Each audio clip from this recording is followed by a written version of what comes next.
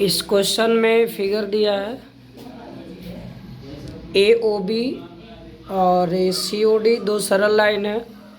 इसमें मान दिया हुआ है angle A O C plus B O E बराबर 70 डिग्री और बी ओ डी 40 डिग्री। तो हम लोग ए ओ सी जो हमारा है ए ओ सी इसको 1 माना गया और सी ओ ई को मैंने 2 मान लिया, बी ओ ई को हमने 3 मान लिया और बी ओ डी जो है इसको 4 मान लिया। तो सवाल में ये आपको दिया हुआ है और आपसे पूछा गया है कि सी ओ ई का मान और बी ओ ई का मान, ये दो कोणों का मान याद करना है। तो हमने क्या किया, सरल रेखा सबसे पहले देखिए, सिंपल सरल रेखा ए ओ बी ले लीजिए। ये पूरा कोण एक तरफ का 180 होगा, तो इसको जोड़ दीजिए 180 हो जाएगा। तो यहाँ मैंने क्या किया है 1 2 3 तीनों कोण जोड़ा 180 किया और 1 + 3 मिला के 70 डिग्री दिया है। तो 1 और 3 को एक साथ करके यहाँ 70 लिख दिया गया और कोण 2 बराबर 180। अब यहाँ से इसका पक्षांतर हुआ तो कोण 2 का मान घटाने के बाद 110 अंश आ गया।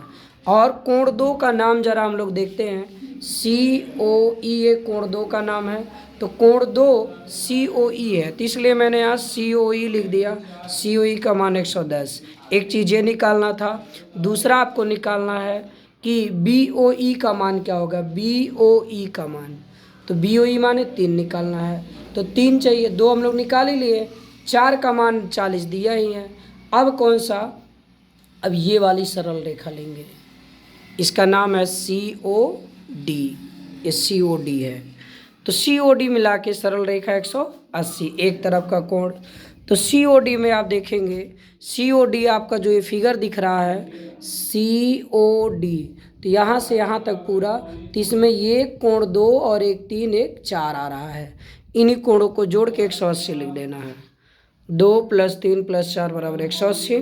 कोण 2 का मान हमने 110 निकाला था, कोण 3 नहीं पता है, 4 का मान 40 दिया हुआ है, तो कोण 3 बराबर 150 हो गया। ये दोनों जोड़ दिए और 180 इधर आया, ट्रांसफ़र किया 150 को, माइनस हो गया, घटा दिया, कोण 3 आ गया, यानी बी ओ ई आ गया एक आपका 30 अंश। तो ये आपका इस क्वेश्चन का सॉल्यूशन है, इसे आप तैयार कर डालें।